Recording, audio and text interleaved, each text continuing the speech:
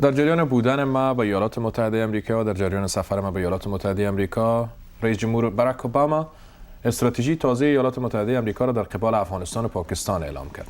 Diplomacy, information, military, economics. Right now, the military, the big M, is our main focus. More troops, more troops, more troops. Do I believe there should be more troops? Yes. But with the troops, to provide the protection, not so much on the outpost, but for the villagers. That's where we need the protection. In the near term, ultimately, it will all be the responsibility of the Afghan army and the Afghan police. We have no desire to be in Afghanistan any longer than we have to help Afghans make their own country secure. Some of the agreements in the western part of Pakistan are a concern to us. In fact, it was some of those agreements in 2006, 2005, 2006 that we believe led to the increase in the number of violent extremists coming across the border into Afghanistan. They no longer had to worry about Pakistani troops because of the deals that were made under President Musharraf. Pakistan is key to the region. Pakistan, as you know, with the tribal areas, it's a very powerful anti-government area along the Afghanistan border. Pakistan is in a very delicate position between the different parts of its own country. It's a very difficult situation.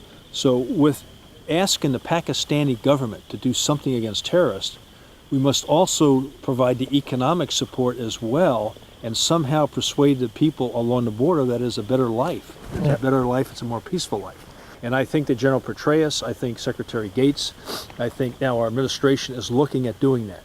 I just pray that they follow through. The will of the people is always the key position. Remember, we lost the will of the people in Vietnam. So I pray that the will of the people of the United States continues to support the people of Afghanistan. Do you think it will take that long for the Afghan security forces to be at a stage where they can provide for security? I think mentoring and training not only security forces, but government officials and local officials is something that takes a long time. Afghanistan has been a peculiarly difficult country for outsiders to influence over many, many years. It's never had a very strong central government. The tension between Kabul and the regions has always been very strong, long before the United States ever thought about being involved.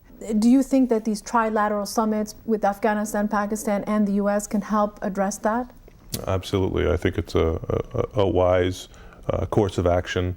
And I think that the more of such arrangements at every level, not just at senior levels, but at the brigade level, the tactical level, there's a tripartite commission that takes place on the border. If there are similar arrangements that can be cobbled together to deal with economic issues, the more contact that can be manufactured between the three, the better. And so I certainly support it.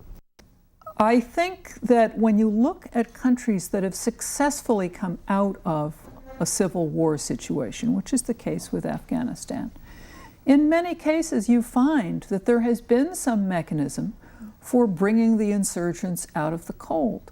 This has certainly been the case in Northern Ireland. It has certainly been the case in South Africa. Afghanistan is different from those places, but the fundamental problem is still, how do the Afghans live together peacefully? To view the whole episode and share your thoughts, visit us online at aamtv.tv.